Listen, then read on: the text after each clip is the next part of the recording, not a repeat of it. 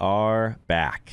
It's the Joe Holka Show presented by Underdog Fantasy. Today we're talking overvalued wide receivers for 2021 fantasy football. Before we get there, if you haven't been drafting with us over on Underdog Fantasy, it's a great way to support the channel. Our community Discord has a bunch of drafts going at all times, and you can join us with promo code Holka. You're going to receive $25 for free to mess around on the app. Personally, I think it's a fun idea just to use that free $25 to throw a bullet into Best Ball Mania 2. You never know. $1 million for first place. Would love to see someone from our community take that thing down. But as always, guys, let's get you in. Let's get you out. Let's not waste any more time. Mike Evans, average draft position, wide receiver 15, 36 overall per Underdog Fantasy. First off, guys, he's great. Literally the first player in NFL history to start his career with 7 straight 1,000-yard seasons. My concern is that in this area of the draft, it's really hard to justify a 19% target share. 7 games with fewer than 5 targets. It's just scary, especially since his PPR points per game is right in line with his ADP, and he scored 13 touchdowns last year, almost as many as the 2 years prior combined. As of now, I just prefer Antonio Brown as a value if we're going to be targeting a member of this passing game. You can grab him as wide receiver 43 on Underdog. What bothers me about Evans' ADP and the reason I have him on this overvalued list is that it is so steep for a guy that just has unpredictable volume that I guess can't possibly justify it in that range.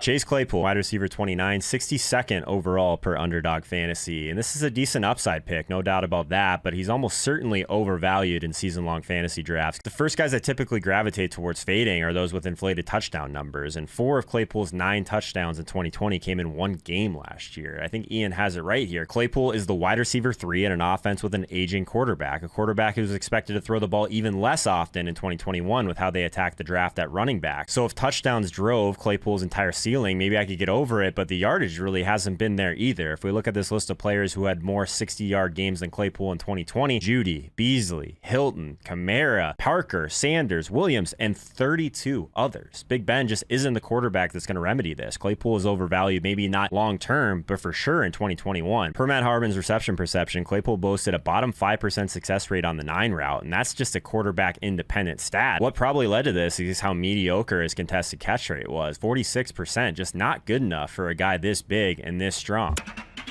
Adam Thielen, average draft position, wide receiver 23, 49th overall per Underdog Fantasy. And he might honestly look like a value if you just look on the surface. Wide receiver 11 in PPR leagues last year, but he actually finished 27th in targets, 22nd in receptions, and 23rd in receiving yards. So essentially, if you boil it down to his 14 touchdowns, the 3rd most in the NFL, which was pretty much what drove his production so heavily in 2020. So regression's definitely coming, and the room for error is still super thin at this ADP for a Vikings offense who boasted the 6th lowest pass percent in the NFL last year. He just feels overvalued at this spot of drafts when we should be focused a little bit more on ceiling and growth. I like guys like Jamar Chase, Tyler Lockett, a lot more in this range.